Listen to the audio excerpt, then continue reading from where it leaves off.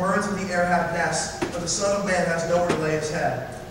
Another of his disciples said to him, Lord, let me first go and bury my father. And Jesus said to him, follow me and leave the dead to bury their own dead. The disciples are hearing Jesus. They're not just watching Jesus, but they're hearing him.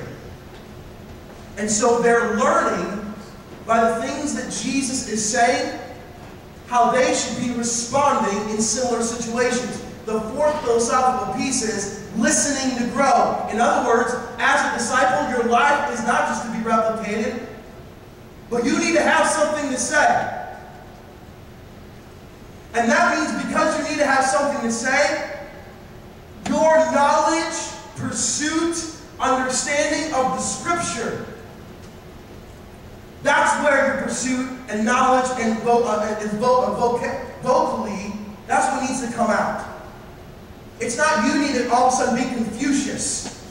You just need to be able to quote Christ, the things of the Word. You need to point to the Scripture. You need to have something to say. But if all of your life you're just feeding off of someone else's stuff, which is often like, that's most of your Scripture. You come here, you hear from Freddie because he's a brilliant teacher, and then you never ever get the Word. And on Friday someone says, hey, what have you been reading? And then you just quote the passage that Freddie used the night before. Oh, I've been reading this.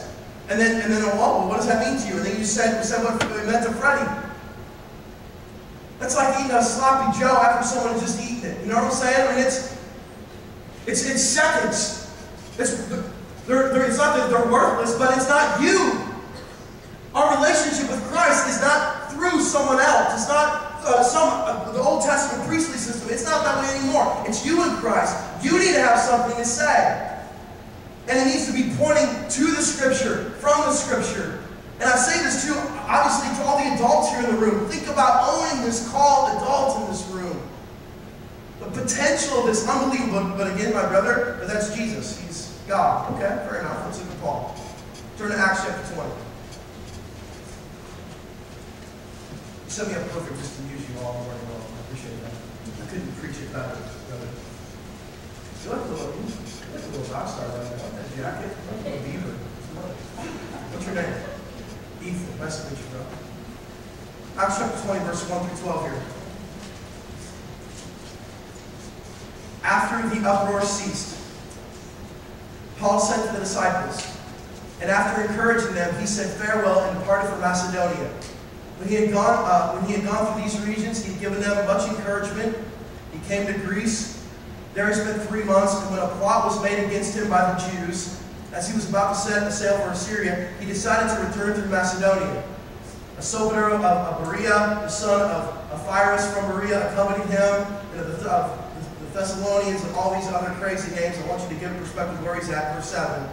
On the first day of the week, when we were gathered together to break bread, Paul talked with them, intending to depart on the next day. But he prolonged his speech until midnight. Kind of like last night, right? Prolonged his speech until midnight. There were many lamps in the upper room, and they were gathered, and a young man named Eutychus sitting at the window, sank into a deep sleep as Paul talked still longer, and becoming overcome by sleep, he fell down from the 3rd story and was taken up dead. Okay? I hope none of you, that's happening now. But Paul went down and bent over him, and taking him in his arms, said, do not be alarmed, for his life is in him. And when Paul had gone up and broken bread and eaten, he conversed with them a long while until daybreak, and he departed. Timothy is here, and he's hearing Paul preach, and then he sees Paul bring this guy back from an unbelievable step. Paul has something to say, and what Timothy is learning is, my discipler,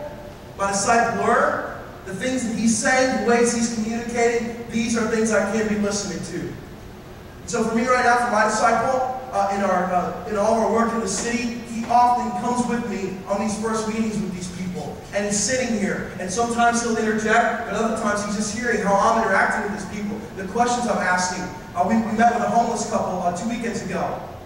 It was a spur-of-the-moment thing, and I instantly called my disciple. I was like, hey, what are you doing? He's like, nothing. I'm like, cool, I'll meet you at Steak and Shake. And I didn't even tell him why. And we didn't have time to tell him why. And all of a sudden, he's sitting right here with the homeless couple right across, spending 2 hours, and he's watching me interact with them and how this looks and works. And you're like, yeah, but come on, you're a pastor. You're a Christian. This is your call. It's your time to decide whether or not you're ready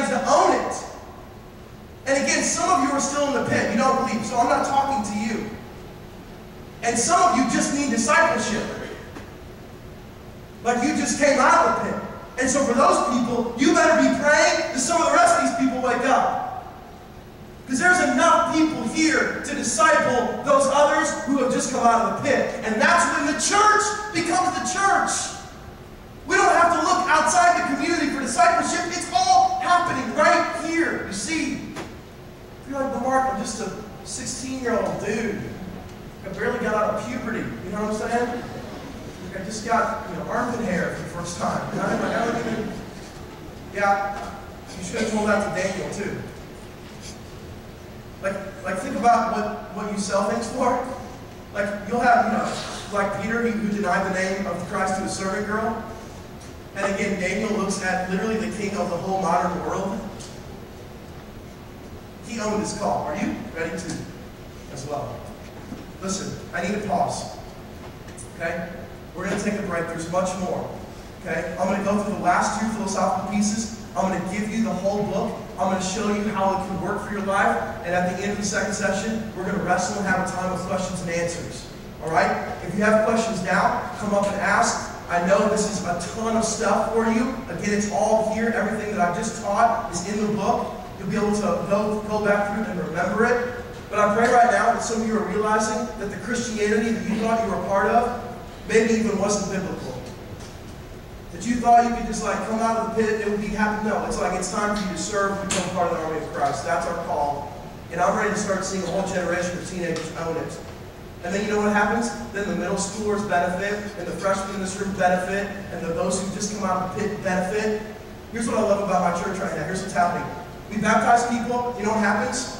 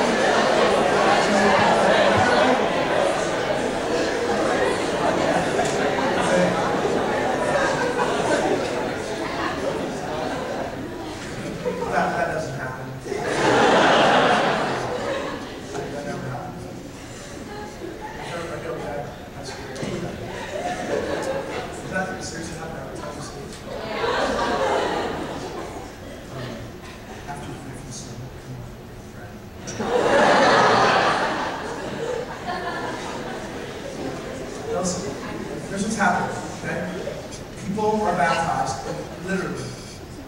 After they're baptized, there's like 5 or 6 people that come up and begin a relationship because they desire to disciple them. It's like it's it. Baptize, disciple. Baptize, disciple. Baptize, disciple. Baptize, disciple. Seems biblical. And again, all these years I've never been trained. I just assumed that everyone would know what that meant. I assumed I knew what that meant. If I was like, I don't. And I need to learn, and I can learn because Jesus and Paul both modeled it. Okay? 10-minute break. We're going to roll again at 11:10.